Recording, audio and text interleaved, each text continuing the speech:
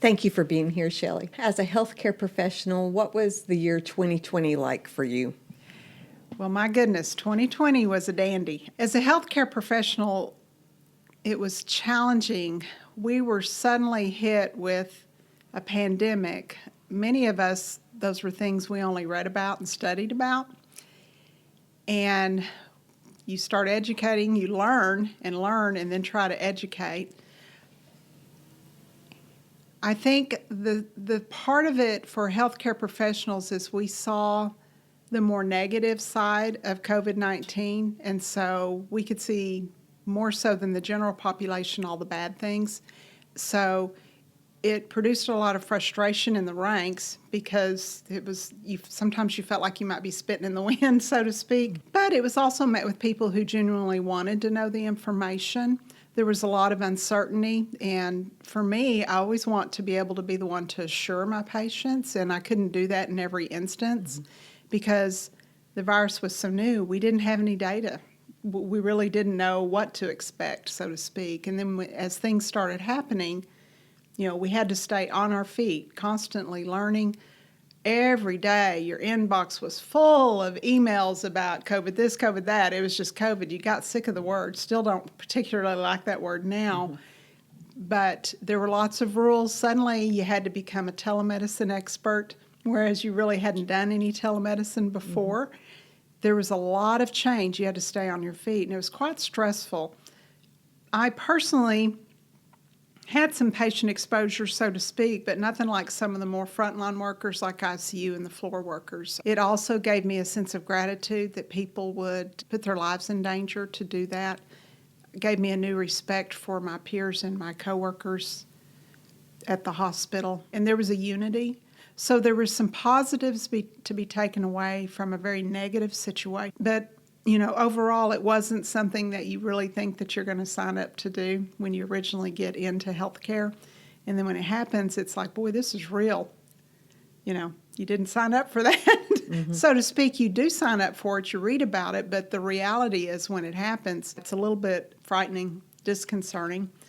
I remember just stepping out in the hallways wearing my mask and, for the first time, once we had the mask mandate, and we started seeing COVID cases in the hospital, and it was a little bit disconcerting, a little frightening.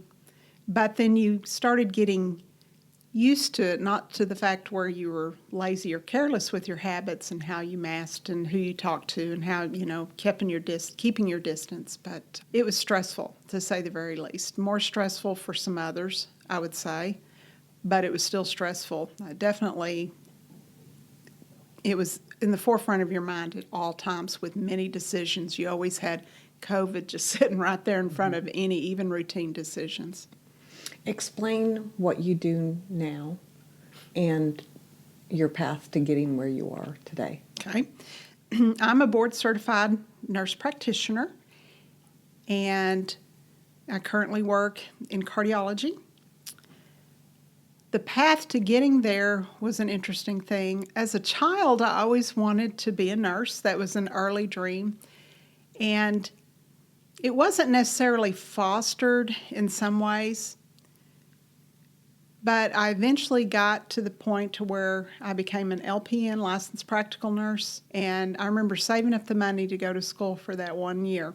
And I didn't have a really good support system that said, I believe you, you can do this, you're smart enough. Generally, at the time that I was growing up, it was, well, you just get married and have babies and stay at home kind of thing. And that wasn't the path for me. As you know, our generation, we all mostly work. We're professionals. Women have come a long way since that time. But I did. I stepped out in faith and I went the easy route. But eventually I went and got my registered nurse's license. And then at that point, it was like, you know what, if I could do that, I could do this too. And, so I got my confidence with every level that I took and eventually became a nurse practitioner, which I so enjoy. But I appreciate my early days as being an LPN and an RN as well, because it helped me be the nurse practitioner that I am today. I don't think you should ever despise your small beginnings at all, and those really aren't small beginnings, so I don't want anybody to think that I'm saying what they do is not important, because it's greatly important. but I always remember where I come from. So, what does a nurse practitioner do? A nurse practitioner, depending on which state you're in, so in the state of Arkansas, we work with what we call a collaborating physician. We work underneath their license, so we don't practice independently. So let's say I couldn't just run over to the corner and just throw my shingle up and say, hey, I want to see everybody who wants to come see me for whatever reasons. We don't do that. So you have someone, the collaborating physician, who you sign an agreement with that helps you. They're a resource. They guide you. They're invaluable. I love that arrangement. I could not do what I do without the wisdom and knowledge and support of a collaborating physician. So, today we're coming out of 2020 and we're going into 2021. Let's talk about complete and total health. What does that mean to you? Well, complete and total health, well, let me back up. So when we talk the word health, everybody always thinks physical. They think, heart attacks or diabetes or, any various things. They say either they're in good health or poor health because of certain disease processes. Total health is a package, and one affects the other. We're also treating the mind as well. Okay, so it's mind and it's also physical. There are reasons or things that affect each other.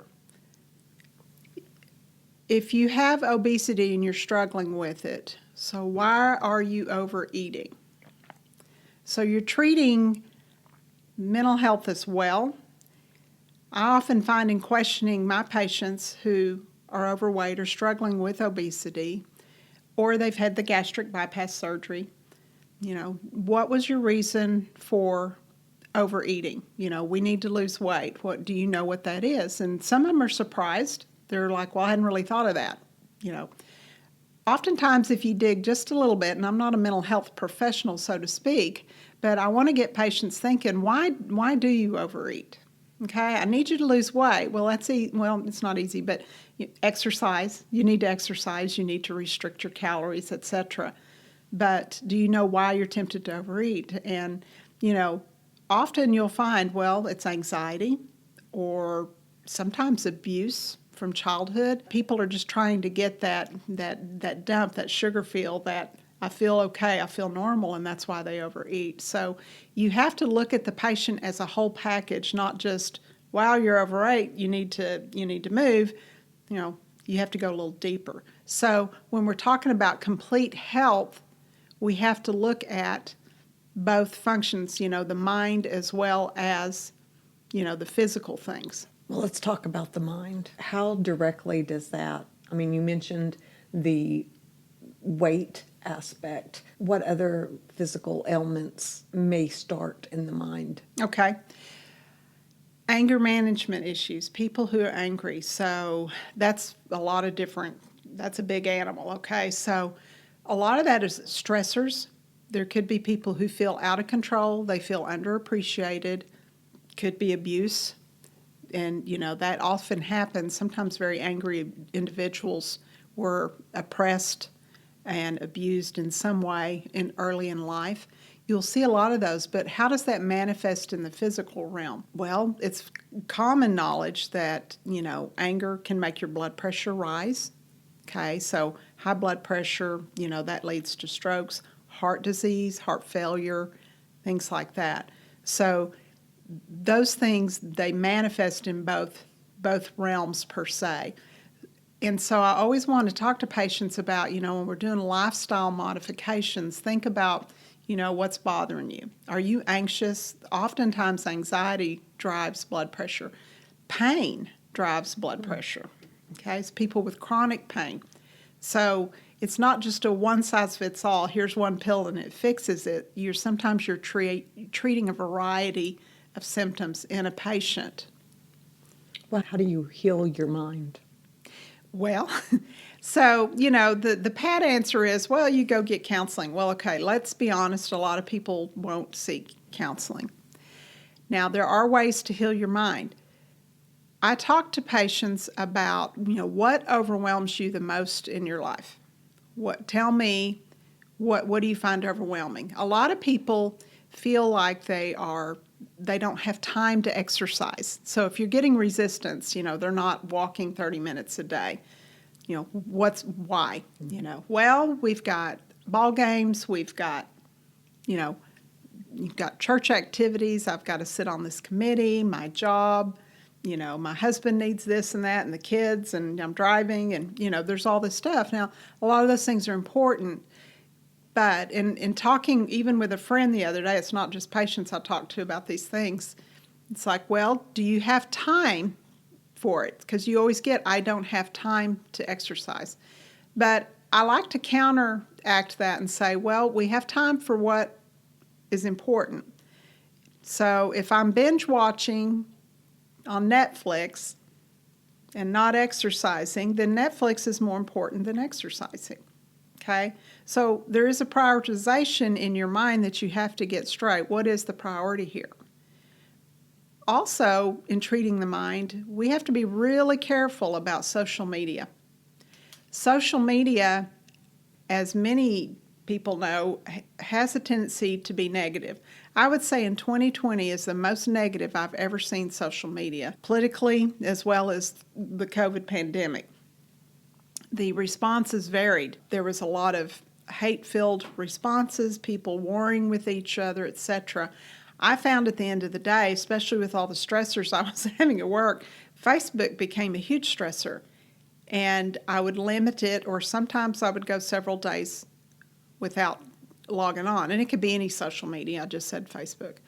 But that will affect your mental health. You're not going to, if you shut it down and have a negative, oppressed feeling, angry, upset, worried about your future after you read social media comments, then you need to start rethinking about where you're spending your time. Okay? So if you look at things like that, that's how you kind of start treating yourself from the mind standpoint. There's the old saying, garbage in, garbage out. Well, that is very, very true. What you put into your mind is what comes out of your mouth. Okay, so if you sit there and feed yourself with hate-filled things, eventually you're going to take on that persona as well, because that's what you're surrounding yourself with. You become those kind of things. So you have to be careful what you're bringing into the windows of your soul. And so I'm very protective of that. I have to be very careful about what I allow in. I'm careful about even who I hang out with. I don't want to be in the middle of gossip, because then you become more of a critical person. If you start, then you're like, oh yeah, I see what they're saying. Who's got time for that? I want to be the positive person. I want to see the bright side. If you're told something negative, whether at work or home life, it's like, okay, what's the bright side? How can I find the positive in this? When you were talking about social media, Mm-hmm. I immediately thought of conflict and how we are basically desensitized to conflict, because that's ordinary now. Someone gives one response and you comment back, and then it's back and forth. Let's talk about stress and anxiety. How do we not feel stressed, and how can we not feel anxious? Okay. Well, one thing I can say is busyness of the American lifestyle contributes to stress and anxiety. We are too busy, and if you think about it, we are a microwave society. We want it now, we want it instantly, we don't want to wait, and a lot of reasons why. Some of that may be some entitlement. We're used to everything getting, immediately, fast food, whatever. But a lot of that is stress because we've overextended ourselves. We are too busy. That is going to create a stressful environment. You're always going to feel the pressure. Stress will suppress your immune system. If you have enough stress long enough, you are going to get sick. The studies prove that out. So you need to learn to manage your stress. You need to learn to manage your anxiety. Anxiety really, at the very root of it, is fear-based. it's fear of the unknown, so you're anxious because you feel like the other foot's going to drop, or you're a worrier, so you're always thinking, what's going to happen to my kid? What's going to happen to, the money? And oftentimes fear is based on being things that are not real. Okay? Reality often, it never actually turns out to be what you fear in the long run. Some things occasionally, yes, but a lot of it is just false information. I think somebody had said at one time, fear, F-E-A-R, was false evidence appearing real. I've heard that, and it's true. That's what a lot of fear is. And so you have to look at it for what it is. Is there any validity to why I'm feeling fearful? And if so, how do you deal with it? But oftentimes we're dreaming it up because we don't have control of something, or we're just fear of the unknown. But then there's other people, many people out there that some of their fear's legit. They may not know where their next meal's going to be, or how they're going to pay the light bill or the rent, and so they're worried about that. Those are things that are legitimate as far as feeling it. It doesn't change the outcome, though, so how do you draw the happiness or the joy of the moment without staying in the future and fearing something that you may or may not can control? One thing that I've done with my life in order to deal with stress is I have gotten rid of many possessions, so to speak, such as clutter in the house. I realized, and there are some studies about this, but I realized that the more you have to manage, the more stressful and overextended you are. So even if dusting becomes less of a task because you're not having to dust every little widget of 100 widgets on the shelf, you don't have to deal with that. Now I just wipe the shelf. House cleaning's a lot easier, and there is a sense of orderly peace in the house because everything is cleaned, or at least put away. I can't say it's perfectly clean. We have dogs, but so it's not a perfectly clean house, but clutter makes you feel nervous. So if you have books and stuff stacked everywhere, if you go into the kitchen and you're rummaging through a drawer looking for that one spoon, that you want for this particular dish, you're spending 2 minutes digging. You wasted 2 minutes on an unorganized drawer. Clean the drawer out. If you haven't used any of that stuff in a year or so, probably don't need it. Another thing is with your closet. The rule of thumb is if you have not worn anything in your closet in a year, they say toss it, donate it. There's lots of places you can donate. Some of you guys have prom dresses or formals. You need to give those up.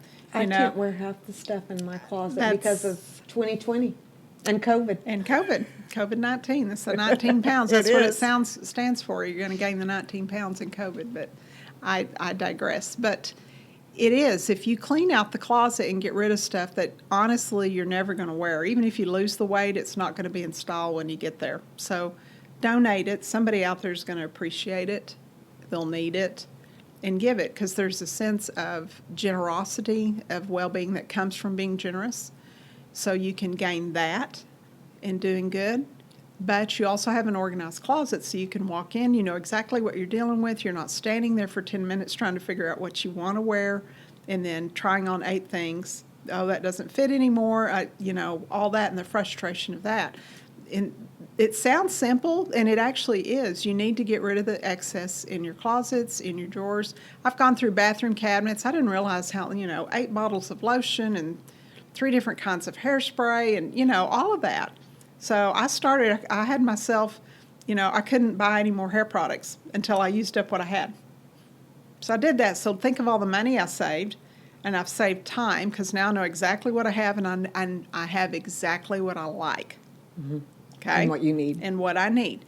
So also in the closet arena, if you're looking at something, and not only if you haven't worn it in a year, but if you were shopping at that very moment and that's in your hands, would you actually buy it then? Would you buy it now compared to then? If you're like, nah, I probably wouldn't buy that, then get rid of it. You don't really like it. So that's a good rule of thumb as far as cleaning out and getting rid of the clutter and getting some more order in your life. You said that anxiety and stress suppress your immune system. What should you be doing to boost your immune system back up? Well, the studies as far as the immune system, supplements, it's a mixed bag. The supplement industry is a multi-million-dollar industry, okay? So you can't believe everything everybody says. I'm a bit of a minimalist because the studies just flat out don't pan out for taking handfuls of supplements. I think a multivitamin every day helps the immune system. Zinc is in those things. Vitamin C's in them. You get the varied B vitamins that support the nervous system. But you don't need a handful of pills. One good name brand multivitamin will do. You also need like vitamin D3. That's one thing they did find in the COVID pandemic is people that were low on D3, had more trouble. So next time you see your primary care provider, ask to have your D levels drawn and see if you're deficient so you know. The problem and the reason why we don't have as much D as our ancestors used to be is we're not out in the sun. We're in artificial lighting all day. We don't get to go out and work in the sun and grow crops and, feed the chickens and whatever. And so that's affected D levels. So D supplementation is very reasonable. A few other things, some women need calcium supplements to make sure, bone health, things like that. But ultimately, those things support the immune system. But what actually supports the immune system, besides trying to get rid of stressors in your life, is exercise. You can over-exercise and stress the immune system. Those are like the strenuous exercise. But even moderate walking, 30 minutes a day, helps the immune system. It helps with weight loss. It helps with a sense of well-being, etc. So those are things you can do. The other thing to support the immune system is your diet. Your diet has the ability to overwhelm your immune system. With processed foods, and when I say processed foods, we're talking about fast foods, anything that sits on a shelf in a bag or a box that can sit there for weeks and a year without going bad is a processed food. If you can read the label and you don't understand the ingredients and you don't know what's on it, you don't need to be eating it. The body's dealing with foreign substances that are not natural. That is suppressing the immune system. It also causes inflammation in the body. Inflammation aggravates many health conditions, heart disease being a big one. So if you've got plaques in your arteries, which is, cholesterol deposits and things like that, causes inflammation. Those can rupture, leads to heart attacks, etc. The same thing, stroke, diabetes, all of that. Inflammation plays a huge role, and it's our diet. So if you stop and think about, well, what happened to our diet? We roll the clock back and we look back into, let's say, the 70s, that's when we started seeing a lot of the fast foods start popping up. Prior to that, you always ate at home. Bread was homemade. I realized, usually there was a mother at home that could handle that. We don't have that so much now. But the diet changed. Even when margarine came on board, that happened World War II. We had a shortage, butter, the whole 9 yards. And so they designed margarine. It was cheap. So they added hydrogenated oils and nickel to make it solid. Here we've got cheap butter, everybody eat it. Well, we found out what a disaster that was because that's trans fats, and that's like zero consumption. I mean, it's not acceptable to consume. It really attributes to heart disease, okay? So there was a lot of errors in the diet that started occurring. So we started finding, these refined oils and frying foods, etc. So convenience What oil foods. should we be using? The oils you should be using, olive oil is the number one out there. Now, olive oil does not withstand a lot of high heat. If you want to saute, because I don't advocate frying at all, but if you want to saute food, you can do it with avocado oil that's cold pressed. So any cold pressed oil, which is avocado oil, olive oil, those are good, but the avocado can withstand a little bit more heat if you're going to saute something. The other oils have been altered, engineered, high temperatures, to convert them to what they are. Likely inflammatory causing, so you want to avoid that. I have 2 olive oils at home. One of them is an extra virgin oil, and the other one is it just says olive oil. And that one says more appropriate for cooking. Yes. Can I do that? It is more appropriate, but I would make sure it's at a very low temp for cooking, okay? The extra virgin olive oil is the most healthiest, the highest in the omegas, etc. So that's the one that you want to use. I use it, I make my own balsamic vinaigrette dressings because a lot of the salad dressings, any of the condiments are, first of all, loaded with an unbelievable amount of sodium, but they have high fructose corn syrup in them and ingredients that I have absolutely no idea what they are. Preservatives, you don't need that. Salad dressings are actually really easy to make. So like a balsamic vinaigrette is just balsamic vinegar and some olive oil and a little bit of garlic, and you shake it up and it sits on the shelf for a few days. It's quite easy to do that and be healthy and not have to go to a lot of trouble because I'm busy, so I don't want to sit in the kitchen for 2 hours after I get home at night. So, but yes, that's what I would do. But avocado oil is probably one of the better oils too, if you do saute some things lightly. What are the worst things that we could eat? You mentioned processed foods. What else is absolutely terrible for you? Well, chips, cookies, crackers, anything if man has altered it, it's not good. This is my diet rule. Now, I'll tell you, and dieting isn't also an issue because everybody wants to follow a diet, but then they get off the diet and they gain all their weight back. They just do because you didn't do a lifestyle change. So besides processed foods, are there any other absolute no-nos in food to consume that we should not buy, we should not have in our house, throw it away? Well, I could list some things, but I'm not going to, offend certain groups of people. So I guess what I want to say is, the typical cardiac diet would be like the Mediterranean diet. You want to have more fish, lean meats like chicken, okay? If you do red meat, the recommendation is just 2 or 3 servings a week. Make it sure it's very lean, like a sirloin, etc. I know some people like more. We have a lot of cattle ranchers around in this area, and grass-fed beef is good. Okay. The problem with a lot of the beef is the fact that it's grain-fed. Okay. So your omega-3 to omega-6 ratios gets inversed. Okay. You want more omega-3s than you do omega-6s, but grain diets in humans and in cows, okay, or chickens or whatever, if you grain feed them, the content in the meat, the omega-6 rises. That's inflammatory causing, okay? So you want grass-fed beef because that raises the omega-3s.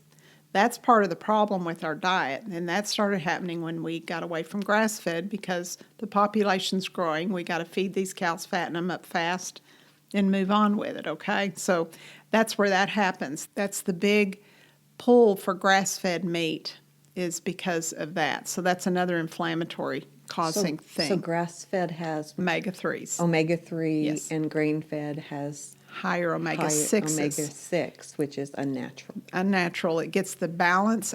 You're out of balance. The ratio's wrong, and you have to eat more. You need more omega-3, but you are what you eat. So if you're eating a grain-fed cow, you're going to get too many omega-6s. You're causing inflammation. Okay. So in answer to your question, what I always recommend, besides the Mediterranean diet, because that's a good rule of thumb as far as healthy eating, if it's in a bag or a box, okay, it's processed foods, you don't need it. White sugar, white flour, white rice, that's all processed, heavily processed. You don't really need to eat those things, okay? I tell people to eat food the closest the way God made it.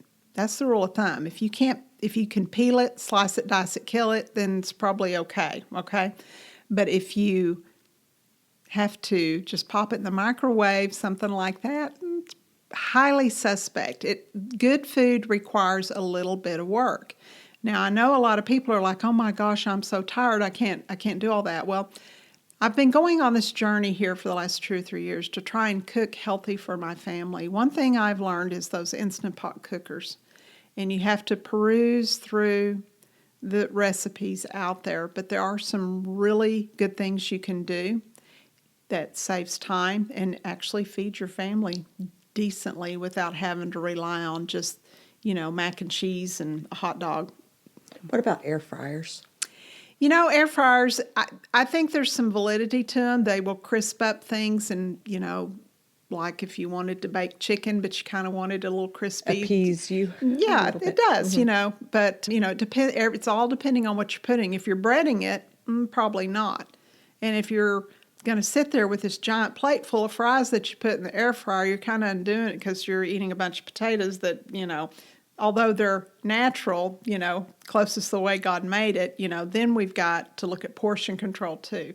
So air fryers are a little suspect because people tend to, be illegal with them as far as dieting. Abuse it under Yeah, right.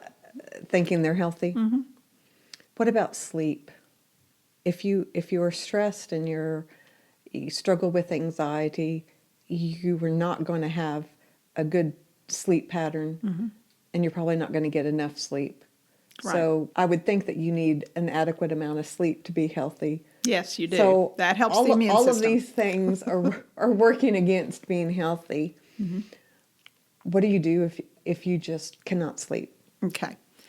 So we look at sleep in two different ways. If you have trouble falling asleep, that's where, what were you doing? Were you on screen time for the last hour? Because that is a sleep disruptor, the blue lights, all of that stuff, okay? That disrupts that sleep. Your last 30 minutes to an hour before bed doesn't need any screen time. If you're going to read something, grab a book, grab your devotional, whatever it is, do something like that. So no screen time before. Alcohol, although people say, oh, it makes me sleepy, it relaxes, it is a sleep disruptor. So you may initially fall asleep, but you're not going to sleep as well. So it's a poor substitute for a sleep aid. But you have to look, and if you came right off the ball fields and came into bed, you don't have a wind down time. So there's reasons why people have trouble falling asleep. Now, there's people that have trouble staying asleep. That's a whole different ball game. Now, that's when we get into cognitive or the mind, and that's when it requires mind training in order to go back to sleep once Explain that. Okay. What is mind training? Yeah, mind training. So it's behavioral training. Now, there are professionals that do that. And if my little tips here don't help you, then go find a professional to help you with that, okay? Because that is not my thing here. But I will tell you from experience and in talking with patients and from what I've learned is if you're waking up, and I'll give you an example because I have an issue with this, okay? I'll get up and I'll go to the bathroom, I'll climb back in bed. Well, I'm just starting to plan my day. I've got the to-do list going, wondering about, well, okay, this patient, what am I going to do with them tomorrow, and blah, blah, blah, So I'm already working in my head. Well, it's 2 a.m. I need, 3 or 4 more hours of sleep, right? So first of all, you have to try and avoid doing that, which is difficult because I'm a thinker and I'm an overthinker, and that's just the way God made me, and I'm not going to apologize for it, but I have to manage it. So what I do is I focus. Now, one thing I do is I'll do ABCs, and what I'll do is I'll find like a Bible character. A, Abraham. B, Bathsheba. C, Christ. D, David, and I'll go through the alphabet. It's something repetitive, and it's making you stay focused on one thing rather than trying to solve world hunger and all the other problems we have in the world, okay? Oftentimes, I don't get to the end of the alphabet, okay? But if you have trouble with that, oftentimes white noise, there are free apps on the phone. You turn that on, you do the white noise, and just have that fogging, raining sound, whatever it is you like, because there's different ones to choose from. That helps a lot because that tends to lull you to sleep. But a lot of it is training your mind to stay either focused on one thing or letting go. That is the problem with staying asleep.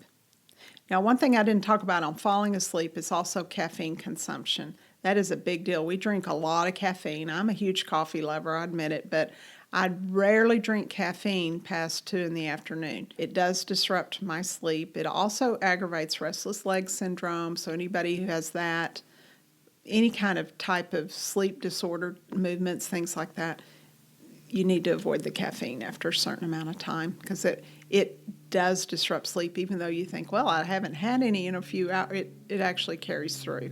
So you have to be careful with that too. So to be healthy, we need to have lifestyle changes. We need to modify our behaviors, probably modify our attitudes. Is there anything that is just strictly physical that doesn't start in the head? Well, it all does. I mean, first of all, you have to make a choice in your mind. But honestly, get a buddy and go walking. You're just going to have somebody hold you accountable and put your feet to the fire. Once you get that person and they're like, when you say, I don't feel like it, because we all do. I have days like that. And they're like, I don't care if you don't feel like it. Come on, get your shoes on and let's go. If you have that kind of person, you'll start exercising. There's a sense of well-being from exercising. Eventually, once you start doing those things, the rest of it follows. You have to start somewhere. You get that accomplishment. I walked every day this week. That makes you feel like you've accomplished something. So you're not hard on yourself. You can pat yourself on the back and say, okay, atta girl, what's next? Then it's just different things. Once again, it's a choice. It's in the mind.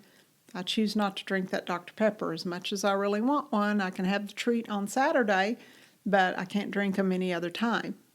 And once you start making those choices, it's like, this is what I tell smokers. I said, you say you can't quit, and I realize it is very hard to quit. I know. I was raised by a smoker, been around smokers all my life. I know that.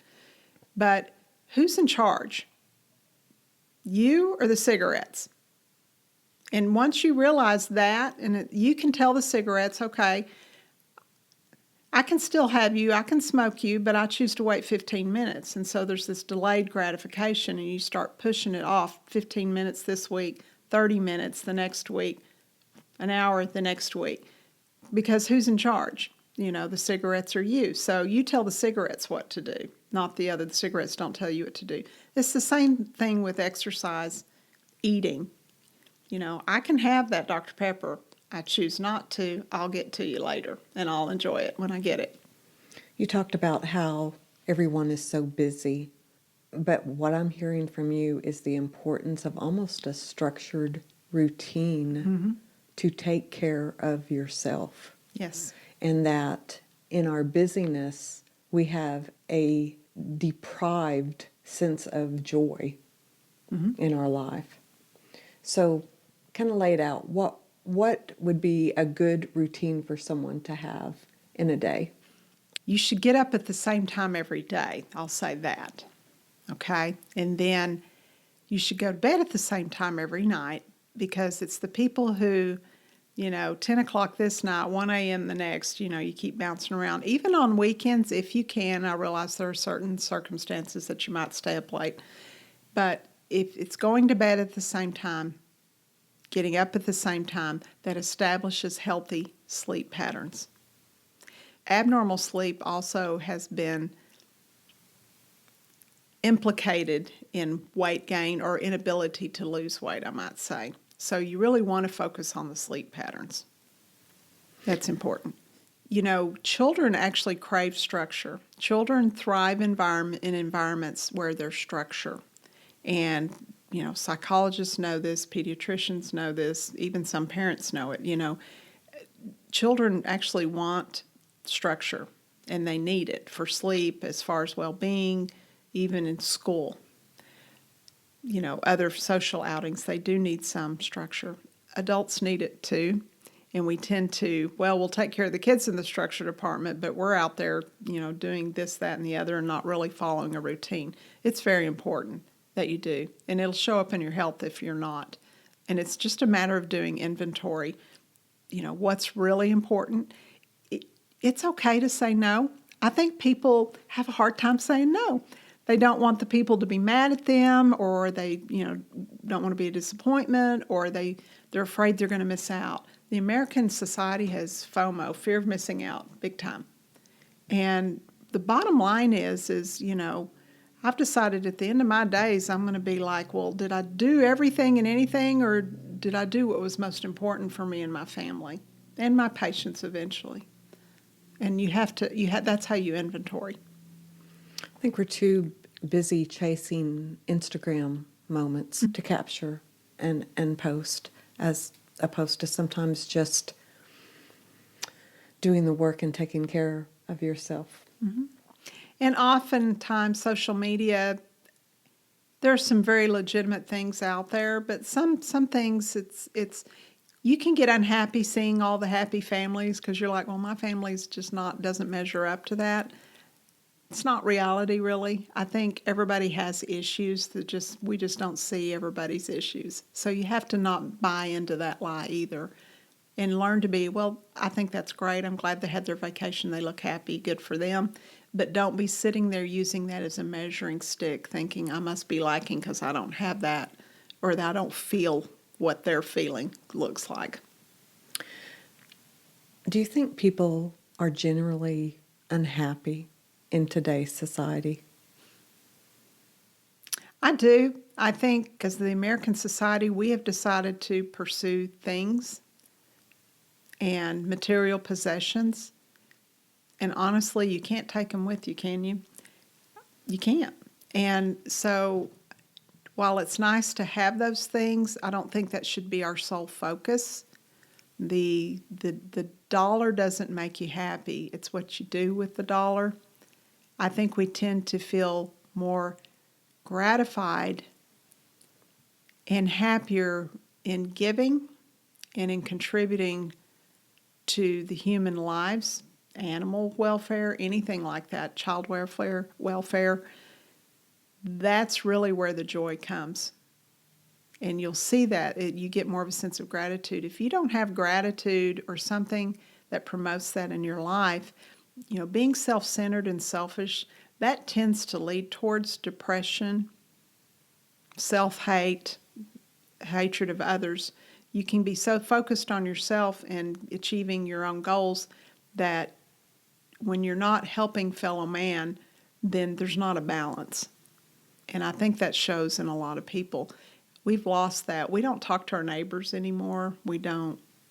You see a lot of lack of involvement, or it's superficial, or we tend to rely more on social media and say, well, yeah, I have lots of friends, but, when did you last take a casserole dish to your friend? I think like you said, we know there's a void, and we're trying to fill it, but we're chasing the wrong things for gratification. So do you keep a gratitude journal? I don't keep a gratitude journal, but I do an inventory periodically in my quiet time. And I get up early intentionally and have a time of reflection, a time that I spend with the Lord. And I do periodically, I will do an inventory. What am I grateful for? I'm grateful for the absolute breath that I'm breathing right now.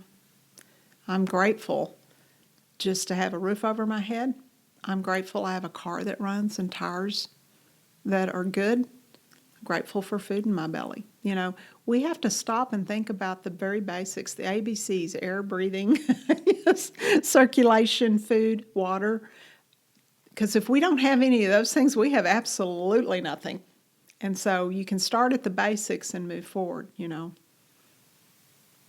So let's continue in your day. You're going to get up in the morning at a set time, go to bed at a set time.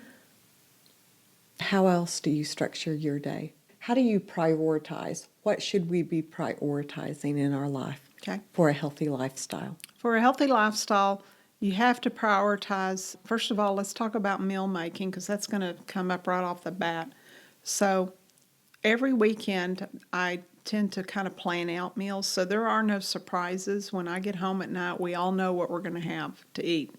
And I have a list on the fridge, and you can pick, what we're going to have, but we're going to have whatever's on the list eventually that week. So don't get too picky because you'll see it maybe the following night. Night. And so that way there's not any, oh my gosh, I forgot to set the hamburger out, or I didn't, do this or that. So in the morning I look and I'm like, as I'm waiting for the coffee to brew, and I'm like, yeah, that's what we're going to have tonight. The groceries are there. I go once a week and I make sure everything's stocked up that we have. There's a little bit of flexibility there, but for the most part, there's not any of that temptation to just grab fast food on the way home. So I prioritize that so I'm not stressed out over dinner. There's no surprises. I've learned to cook healthy in a shorter amount of time, so I'm not, because I'm tired when I get home. I don't want to be standing on my feet. Family helps a lot, thank God.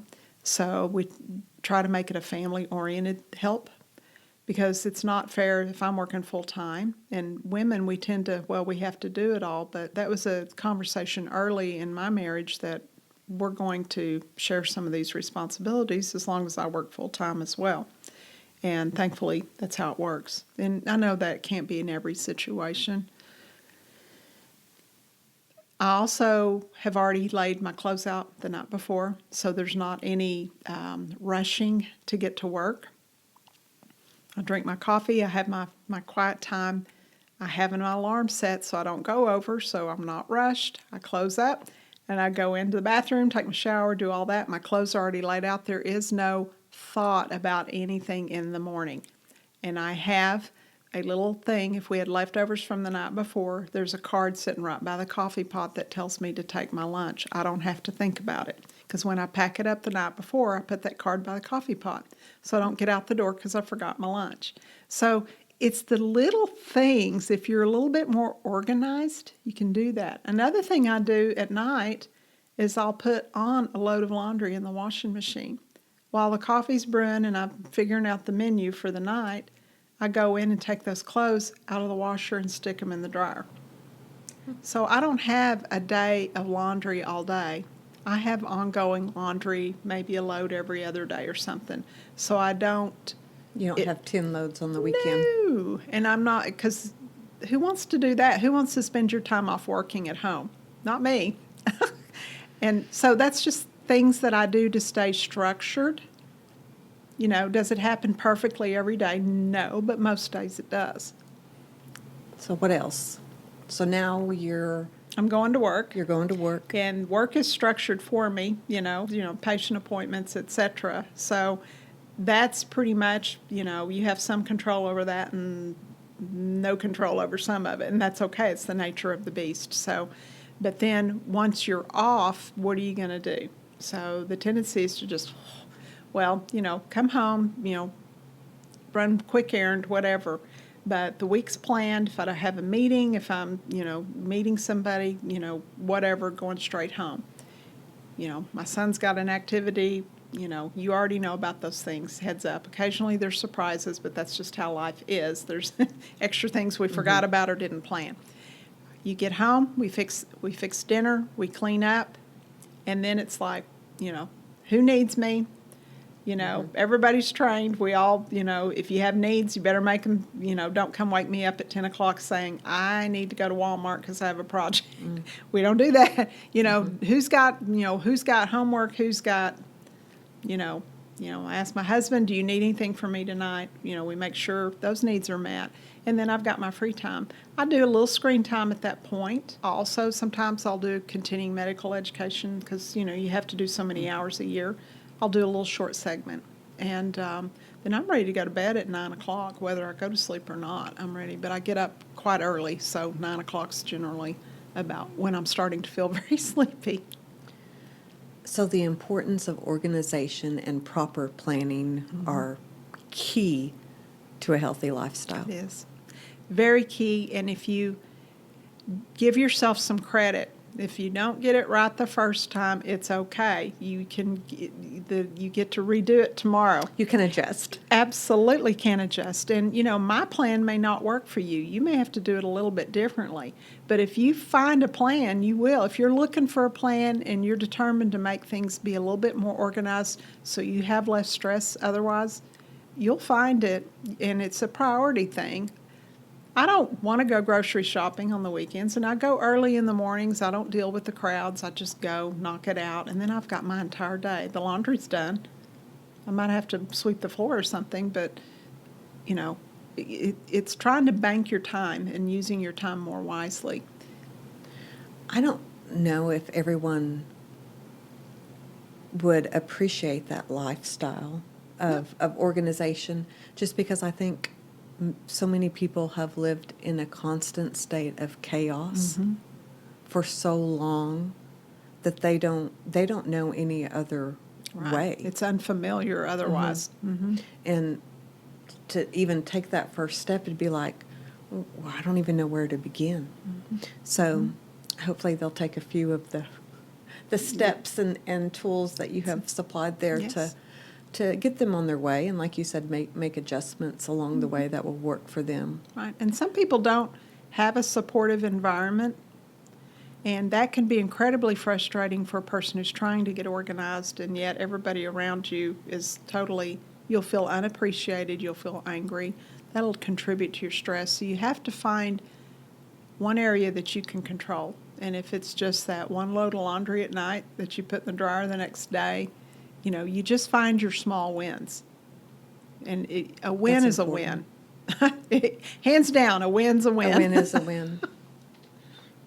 You and I have talked about it, but we're going to talk about it here, and that's gut health. Talk a little bit about that. There's been a lot of research lately on the microbiome. You know, what's that? That's this film of bacteria that basically lives on you. And we all have it, good bacteria, bad bacteria, indifferent bacteria. You know, some of them keep you healthy, some of them aren't good for you, but the healthy bacteria keeps it in line, okay? Because, you know, we eat things, you know, things in our system. So the microbiome got interrupted with antibiotics, etc. So there's been things that we do that actually kills off good bacteria. People get yeast infections, you know, diarrheal diseases, things like that when there's antibiotic use. So those things disrupt it, but we have found, and the research is coming in now, that the immune system relies heavily on a good gut health system. And so while we don't routinely say just take all these probiotics, there is evidence that probiotic replacement is very necessary, especially if you've been on an antibiotic. You should probably take a good one. There's lactobacillus supplements. You want to take a good one. You want to make sure that the bacteria are live when you take it. You can get live cultures in yogurt and things like that, but it's important to do that. There's also natural ways to restore gut health. There are, like the cruciferous vegetables like cabbage, which is sauerkraut. It's the type of things that have been treated like the sauerkraut. Kefir, which has, it's a kind of a dairy drink that has a lot of probiotics in it. It's really good for gut health in the way it's been designed. Some Doesn't people, sound good. the plain is weird. You have to, what I do with kefir, and you don't drink large amounts of it because there are calories in it. So I just throw some blueberries and then spin it in the blender and drink it from time to time. If you drink the kind that are already made, strawberry flavored and all that, they taste great, but you're getting the calories, so you have to be careful about that. There's different foods like that. There's some people that are drinking, it's called kombucha. And I have yet to try that, but I'm curious, and it's actually been on my radar, and I've been exploring brands. That would be great. Those are natural ways to restore gut health, and I think they're a lot more successful than a handful of pills. Not saying pills aren't important and can't work, but I think if you're just wanting to make sure all is right and in balance, those are better ways to do it, to occasionally eat foods like that. Definitely will boost the immune system. Once again, you know, we've been talking about inflammation, things like that. If you've got an immune system that's limping, you're going to have trouble. So sauerkraut, is it pickled food or? Mostly pickled foods, yes. Be careful about salt and stuff in that if you're having to watch salt in your diet, but yes. So sauerkraut, what about, would sourdough bread, is that? Yeah, it technically, yes, it would be good, okay? But then you're getting calories there too, you know, and it's made with the white flour, etc. So it all depends on what you do with it. It really does. So should you supplement with a probiotic regularly or only if you've been on an antibiotic? If you've been on an antibiotic, and a lot of providers are now recommending that routinely, they're saying, hey, and some of them have favored brands. I wouldn't just take the cheap generic something or other because they all may be dead in the capsule too. So, but I wouldn't spend a lot of money either because a lot of the supplement industry are just going to, hey, if it sounds good, well, hopefully it is, but you don't want to waste your money either on something that might be a subpar product. So the food supplementation is the best way to do it. But if you're on antibiotic, I certainly would take probiotics apart from the antibiotic. Don't take them together because they're going to kill them whenever they get in contact, but opposite of the doses. And for maybe a week after antibiotics, yes, definitely, to make sure you restore the normal flora or, microbes that need to be there. What are 3 of the most important things someone can do for their health? I think sleep. Work on your sleep issues if you need it, because that's going to be telling, okay? It ages you fast. It affects the immune system, as we've discussed. I think eating the right foods. You are what you eat. If you want to last a while, then you need to eat better, okay? That's just the bottom line. There's only so many pills that are going to help, and they don't fix everything. I think as Americans, we put a lot of faith in medicine because we don't want to do the work.